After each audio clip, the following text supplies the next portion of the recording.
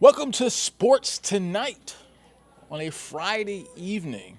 What's up, Scott? What's going on? Hey, I was going to give you your grand introduction, man. I was going to say this is Mr. Basketball, Freddie, a.k.a. Mr. Basketball, a.k.a. Freddie Buckets. Oh. I have to be able to give you the proper names you. before you step in here, Fred. Appreciate it. That's the respect you have, right?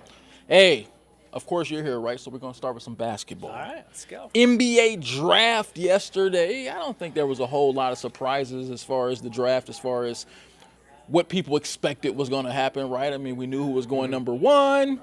I guess you can kind of say where the Hawks were at, as far as what they were going to do was maybe a little bit in question. So they went with Kobe, young Kobe. From Makes everybody feel old that you have Kobe's now that were named after Kobe Bryant getting drafted. You know? This one's Buffkin, Yeah. Kobe Buffkin from Michigan. Yeah. Played for Juwan Howard up in the Big Ten up in Michigan. Looks like a pretty good scoring guard, 6'5", got pretty good size. Should help out in that backcourt with DeJounte Murray and Trae Young. But I guess the question for me is, where's he gonna find some minutes? It's my question too. When I saw that pick, I was like, well, wait a minute. So to me, right now, the Hawks don't really have much of an identity. You look at their roster; it's redundant in a lot of places.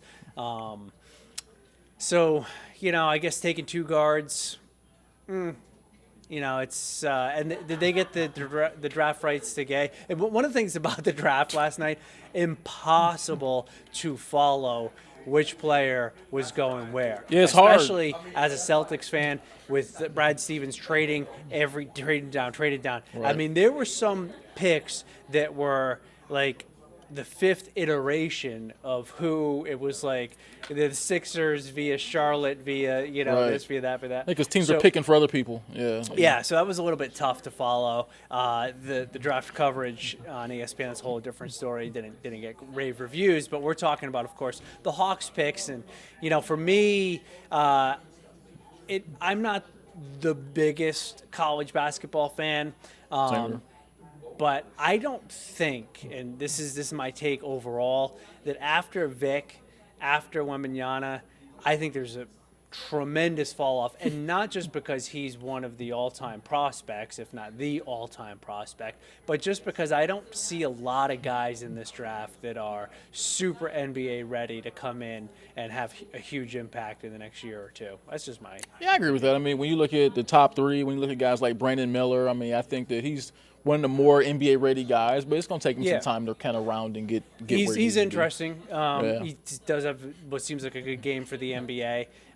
Charlotte fans did not want him. That was pretty clear. No, by their they didn't reaction. treat him very well, seems like, Yeah, it's interesting because he said a lot of stuff in the pre-draft process that was a little bit, curious. I wonder if, MJ, he's still sort of in control there, even though he sold the team. If he found the humor in this guy pointing out that he airballed a free throw, that doesn't strike me as something that Michael Jordan's going to find very funny. Right. That this guy is, no pun intended, airing that out. But so back to the Hawks anyway, and Buffkin. Like you said, like where's he going to find the minutes? Then the other guy, Lundy's a shooting guard. He's a second-round pick. Second-round picks in the NBA sometimes don't make the team. They get put on these two ways. They're back and forth between the G League. And that stuff. But it's interesting. It makes me wonder a little bit if DeJounte Murray, if they find the right trade partner, is not one and done in Atlanta and moved on. I don't think they're moving on from Trae. That would be a humongous deal if that happened. No. But I could see a world where you find a team that could use a guy like DeJounte Murray and you get back something that you could use, But I also think maybe they want to move Collins. So we'll see. I think the Hawks aren't done. This isn't the final roster. No, and when you look at their roster, there's a lot of tradable pieces and parts, right? Because I think it is a talented roster, and there's some players there who other teams might look at and find attractive. So I do think they'll have an opportunity this offseason to just kind of explore the trade market, see where they can get better. Look, there's a lot of like you said, there's a lot of mismatched parts on this team. It's not a team where there's a lot of continuity. There's a lot of talented players, but not a lot of pieces that fit. It's kind of like a weird, wild puzzle. So, I think they're just going to have to step away, take a look at this roster, see what pieces fit, see who belongs, see who doesn't. And I think they're just kind of got to go from there. You know. Yeah. One thing I will say, so I started looking at some draft comps for Buffkin. You know I and hate those. Tyrese Maxey, Emmanuel Quickly. So those are two Okay. like water bug type of guys. Like Sure. Tyrese Maxey is lightning on the court. I don't really see that. The eye test for me is that's not really Buffkin's game. He's not the fastest guy. He's not the most athletic guy you've ever seen. Maybe it's just because he's a lefty that, a couple of guys that I thought of right off the bat. One's kind of old school, Katino Mobley, who came out of URI back in the day. But another one that's is like Mike Conley. And Conley, I think, is better player than Buffkin will be. But again, maybe just another lefty and running that guard position. And but they do say he's a guy who's going to probably take a little bit of pressure off of Trey if he gets those minutes to not have Trey handling the ball as much. But I wonder how Trey feels about that, though. I get the sense that Trey doesn't mind having that ball in his hands. No, I think that's what he wants, right? I mean, pretty much any star player, any great player who thinks they're the face of a franchise, they want the ball in their hands. They want everything running through them, and they want to be able to control everything around them. I think we look at Buffkin, though. I think what they're hoping, he's a guy with some size, right? He's about 6'5", so I think if it was 6'4", 6'5", right? So I think that. If he can really, really grow up and emerge into what, and then maybe A.J. Griffin, too, that's another piece that's kind of dangling out there. There's a lot of, like you said, there's a lot of guys on this roster that can kind of do the same thing. So it'll just be interesting to see how they navigate the roster. Not just forward. The guards, but then, Hunter and Bogey. They got a lot of guys between I forgot about Bogey. and 6'7", right? All right. So, look, so the draft last night, just as a whole, there was like I said, not a lot of suspense, but one of the cool things as far as people who live in the Atlanta area here is 3 straight Atlanta area guys or who played, either from the Atlanta area or who played in the Atlanta area. Scoot's from the Atlanta area. Yeah, Scoot's from the Atlanta area. The Thompson twins played right over across the street. Right. A year or two, is that what they played there? Yeah, at Overtime Elite right across the street where I've been several times. Some extremely talented players over there. So I think I was over at the draft party last night, and when those guys went back to back to back, everybody kind of let out a scream. Everybody was so excited. Just really good for those young men, right? Well, that's what Overtime Elite wants, right? When you get 3 guys coming out of your program in the top 5 in the NBA draft, that is exactly how that will become a sustainable business model for them, because that is an incredible facility over there near Atlantic Station. I've been inside. I've been by it many a time. It's very nice. And it's good for those guys. I see a lot of nice cars out front usually there. Those guys are making a little bit of money before they actually make it to the league. And obviously NBA scouts and NBA front office personnel think that those guys are good enough to warrant such a lofty draft status. One of the things that for me that I don't love about it is, unless you're kind of a draft junkie, so to speak, you don't get to see them play that much. That's true. Right? So you could look at the highlight reels or whatever, but to me that's one of the good things about college basketball players is you can have multiple chances. You can see them play regular season, how they do in their conference tournament. Okay, now how do they handle in the NCAA tournament if the team makes it there? So these guys, to me, there is a little bit more of an unknown with them. Again, as a fan, not as a scout or as a front office guy.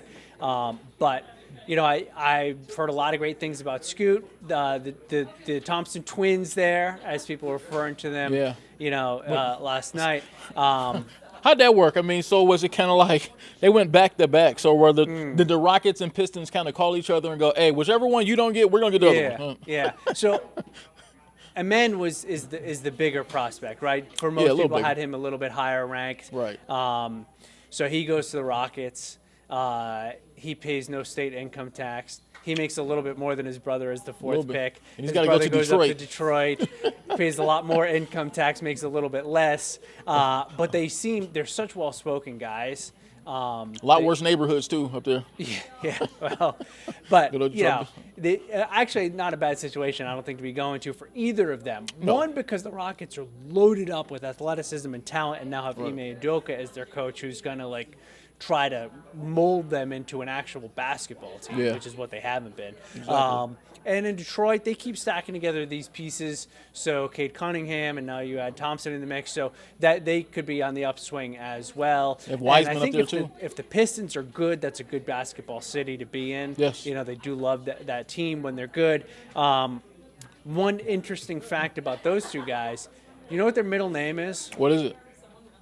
It's XLNC.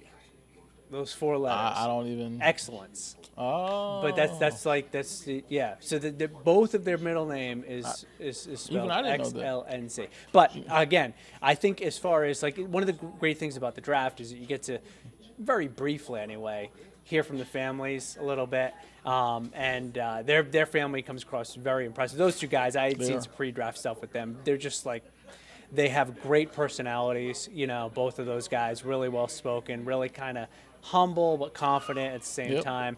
And then Scoot, he's a little bit more. Got a little That's more the flair one to I want to him. get into. Yeah, talk about him. So with Scoot, obviously playing for the G League Ignite. To me, that was the one who kind of, because coming into the draft last night, a lot of people in Charlotte, that's what they wanted. That's why they were that's a big reason they were kind of not happy with the selection of Brandon Miller, because a lot of those guys wanted Scoot. They thought Scoot was the better prospect. And when you turn on that film and you just kind of see how explosive he is, he really looks like a guy who's going to be ready to help somebody. But I think the problem is in Portland is Dame Lillard said before the draft, look, I don't want any more young players, right? I mean, I don't care who it is. I'm in my early 30s. I want guys that can come in and help me now. And he wanted them to trade that pick. So I really think that was a situation where I think both sides have to do what's best for them. And I think 2 things can be true.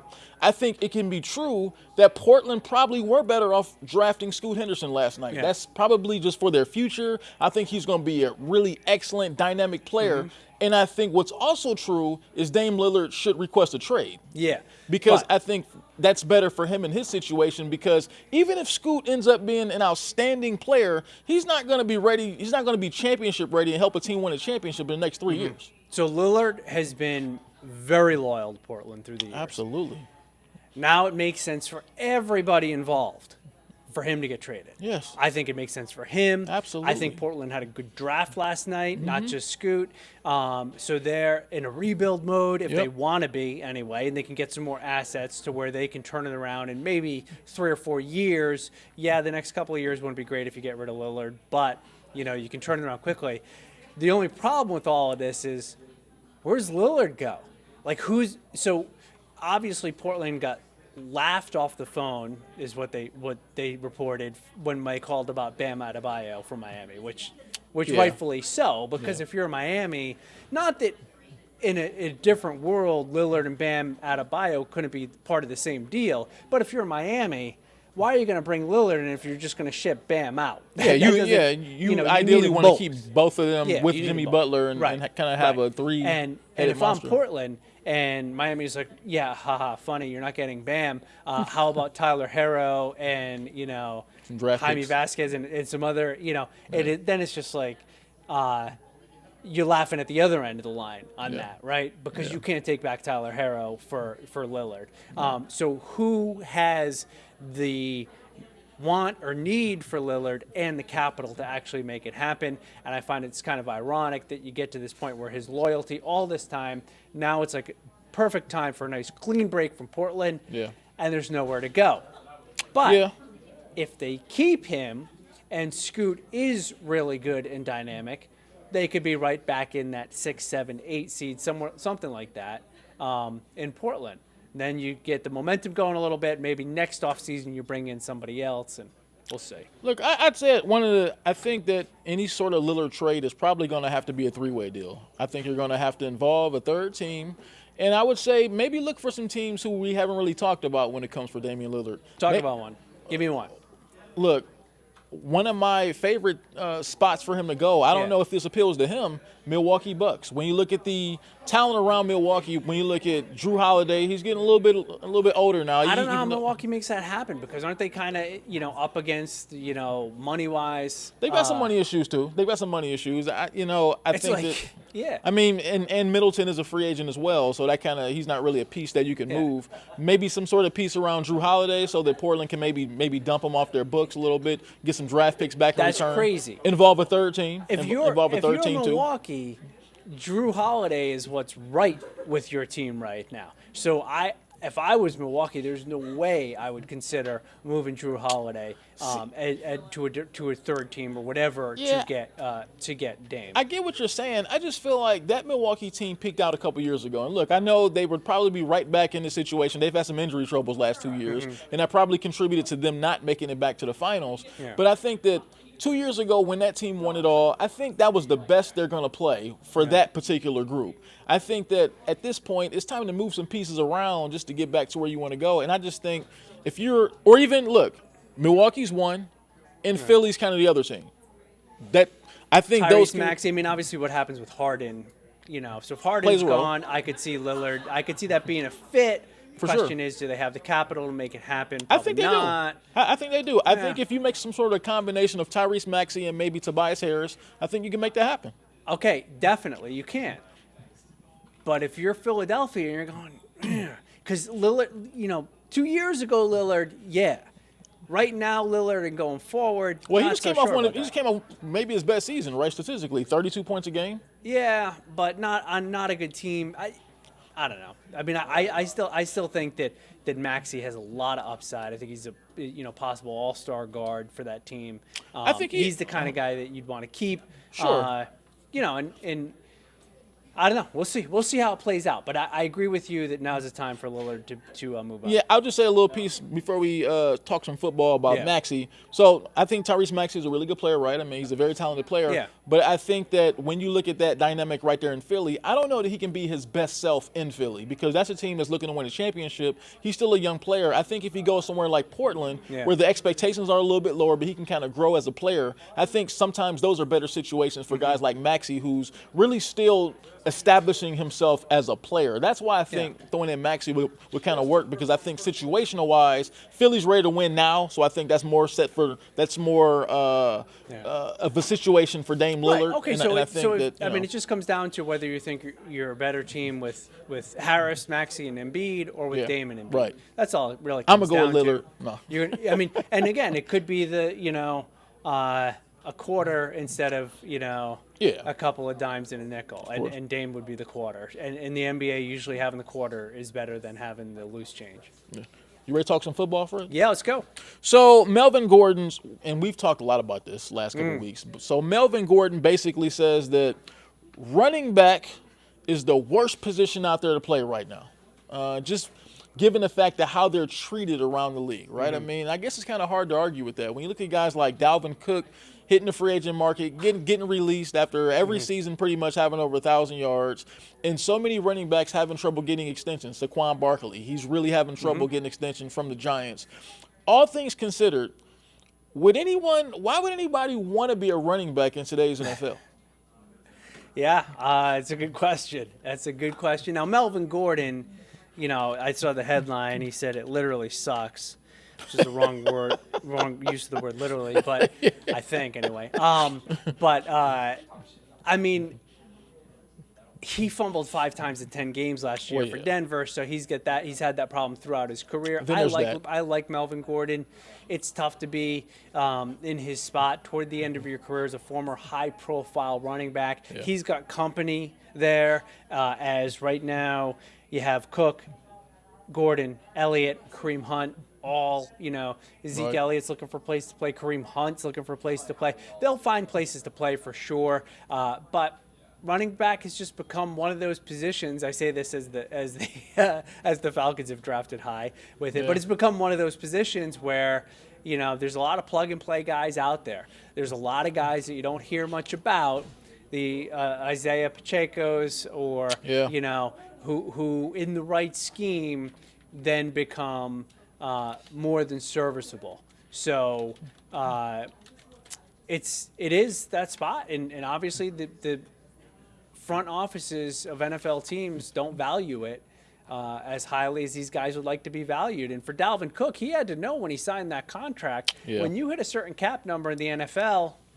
see you later, Yeah, it's kind of crazy just when you think. I mean, when I first started playing football, when I was a kid, that was the position everybody wanted to play. I wanted to be a running back. The very first time I played organized football, I showed up and I said, I want to be a running back because that was the position that got the girls. That was the position that got the money. How'd that work out for you? No, I'm just Well, kidding. that part didn't work out too well when I was in school. I didn't get a whole lot of girls when I was in school. It's just, I don't know why. Should have but run for anyway. 1,000 yards. Exactly. I was probably because I didn't carry the ball enough. But anyway, Okay. no. I mean, but that was the glamour position. I mean, just think back to the 70s and 80s and even into the early 90s. And when I grew up Yeah. watching football, it was Emmitt Smith, Barry Sanders, Thurman Thomas, Curtis Martin, guys like Marshall Faulk. I mean, yeah. those were the faces of the NFL. And it really makes me wonder, like, how do we get here? I mean, is it more so just like analytics? Did they just see over the years that, okay, it doesn't really make a lot of sense, or teams with that base their offense around So a I back think- don't go far? Right. What happened? I think there's a few things. One, shelf life, right? Yeah. So that's a brutal position. It is. Two, scheme. So the Broncos, Terrell Davis, and then Mike Anderson. Anderson, and they just had Olandis this, Gary. Yeah. Yeah, Olandis Gary, exactly. They just had this list of guys who came out of nowhere. Terrell Davis came out of nowhere, I think, to be an NFL MVP. Maybe, Hall of Famer. Maybe not. Whatever, he's a Hall of Famer. Yeah. I loved Terrell Davis. I mean, I was a Bronco fan. I was in school in Colorado. I loved watching those games. So, but my point is that, it's just not valued at the level that these guys want it to be valued at. And whether their argument is a good one or not is moot if there's not teams willing to put up the kind of money that they want to play that position. I think that shame. there's a lot of teams, a lot of fans of teams. I mean, you're a Browns fan. I am. I mean, how do you feel about Kareem Hunt? I mean, he was Yeah, good. well, look, I mean, I think in Kareem Hunt's situation, he was playing behind Nick Chubb, who might be the best back in football. So He's right up there. Yeah, for he's sure. right up there He's with probably Derrick a little Henry. too pricey to be like that, but that was a good be a backup. combination that they had. Yeah. Zeke's probably lost a step or two over the years. or three. Yeah, Dalvin Cook. Again, once you lose that little bit, it's almost like, okay, we got this new guy, who can come in. So it'll be interesting to see what happens with Bijan Robinson and all of this. Being such a high pick, can he be the exception where he truly is valued, like a McCaffrey or one of these other top And I guys? think that's There's just only it. a couple of them too. And I think that's it.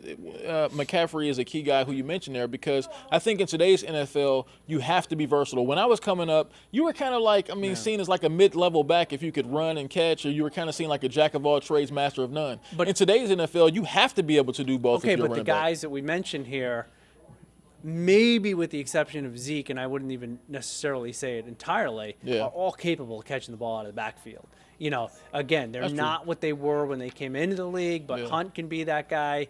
Certainly Dalvin Cook can be that guy, and Melvin Gordon's a pretty versatile back. But he said he has tread on the tires. I want to see it. I want to see that quarter put in. You know how you put the quarter in there, and you see if check Yeah.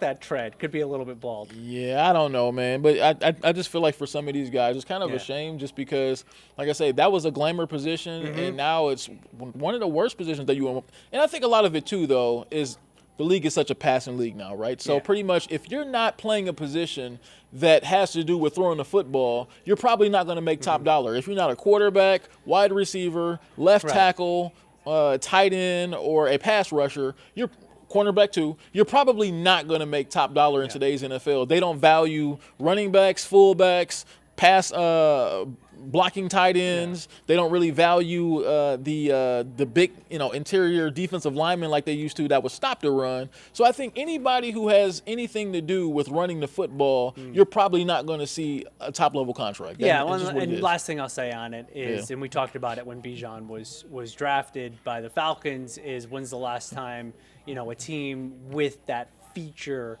top 3 in the NFL, top 5 in the NFL running back won a Super Bowl. Bingo. Yeah, and I think All right. that plays a big role too. So our last topic here is, so the ESPYs announced their candidates for all different sort of categories, Yeah. right? So the UGA Dogs football team All is right. up for best team. Now, it's a really competitive category when you look at it. I mean, obviously, all these teams were champions. So we got the Kansas City Chiefs, Denver Nuggets, the Vegas Golden Knights of the NHL, Las Vegas Aces of the WNBA. You have, obviously, UGA, along with the LSU Tigers women's basketball team. But it's And this last one you haven't mentioned that I think is going to end up winning it. Oklahoma Sooner softball. Yes. You think they're going to win it? They just three-peated. So I don't know who won it last year. But your case for the Dogs, might be like, well, they went back to back, right? Yeah. Went back to back, unblemished, all that stuff, right? True. But you're looking at a three-peat there. And to me, women's college softball is having a little, moment. It seems like its popularity is probably at an all-time high, along with men's college baseball too. I don't think it'll be the LSU women. That's gonna be my vote. I don't. See, and it's not just because of what they did win the championship, because all these teams won championships, but just look at the attention they received after they won their championship. I mean, they were everywhere. Angel Reese. Yeah, but it was debatable as to why they were getting that attention. Well, yeah, remember? I mean, but it's you know how it goes, right? I mean, Well, I hear that. But. Especially when it comes to women's basketball, they'll take whatever attention that comes along with it. And I think with LSU, for the most part, it ended up being positive attention just because you see Angel Reese on, national shows and Flaugier, her music and everything like that. So I think that team, they became rock stars after they won the championship. Mm-hmm. So I think right now it may be kind of popular to vote for a team like that. And with the momentum kind of women's basketball is getting, I think they could win it. That might be my prediction. I don't know. All right. Interesting. There's no MLB team in there. I can't. That tells you what MLB is. No, I'm joking. Yeah, I can't see it being the Nuggets. The Chiefs, Nuggets are a little too fresh. It just happened. I'll be shocked if it's the Las Vegas Aces. Yeah. And the Vegas Golden Knights. Maybe not a good enough regular season overall. I mean, they were very good. They were a wagon, but it's hockey. But ESPN has hockey or does it? I don't know. I think it's. What we should have done in this is just check the contract. Does ESPN have women's college softball for the next 3 years? Okay. They had the women's championship game for LSU. That's true. So so I think that it's between LSU and Oklahoma. Okay, all right. So I'm gonna go ahead and take LSU. That's gonna be my pick. So Oklahoma's your pick. So we'll see which one of those teams prevail. So that means we have to watch the ESPYs. No, I'm just kidding. Yeah, I haven't watched the ESPYs in like 10 years. So I don't really know when it comes on. Hopefully, someone will let us know when the ESPYs happen. And for sure. Won. So what's on your mind tonight, Fred? Not a lot, except I will say off seasons. Right? Yeah. Have off seasons, if not eclipsed, measured up to in season now for the NBA, for the NFL, in terms of almost just interest. Like there's always something. I would say no for the NFL, slightly no, just because, it's only 17 games. Is it 17 games? It's 17 games, yeah. So it's every game is an event, right? Mm-hmm. So I think the offseason adds to what football is. I think it adds to it being such a great sport. Now, basketball, you may have something there. Certainly, I think the NBA offseason might trump the NBA regular season. The NBA offseason has just been on this rocket, type of going back to a few years ago when we were sure where Durant was going to go. But back in, 15 years ago, nobody cared anything about the NBA offseason. Like, Horace Grant went somewhere else. It wasn't like that big of a deal. Right. You know what I'm saying? It was. But now it's a huge deal. They've all done a great job of monopolizing, or capitalizing, I should say, on the draft. The NFL and the NBA in particular have done a really good job on that. So it's interesting because it used to be the MLB hot stove. Was what was bigger. Now I would put that back somewhere with hockey, as far as who really cares so much about that offseason. Yeah, that's what's on my mind. Yeah, that's kind of where I'm at. I'm with you too. I mean, that's what's on my mind too. But I think from the offseason standpoint, I think the NBA, they can argue as much as they want about how teams hate player movement, stars going elsewhere. But I think the ratings say differently. I think fans love the offseason because they want to see where these big names are going. I mean, already you got guys like Chris Paul and everything. Yeah, so it's been really cool. It's like when all this happens, you can start to dream and imagine and see potential as to what, and then they start playing the games and you're like, oh man, that's not as good as I thought it was going to be. I think, Brett, isn't it time for us to get out of here, man? Yeah, no, we got 30 seconds, or about just as long as it takes Marcelo Ozuna to round the bases. I don't know if you saw that. I love that. I love when guys rub it into baseball. Let's keep that going. That might make it interesting. Right. I mean, those Philly announcers. That's cool. Yeah, whatever. Happy Friday, everybody. See ya. Have a weekend. Yep.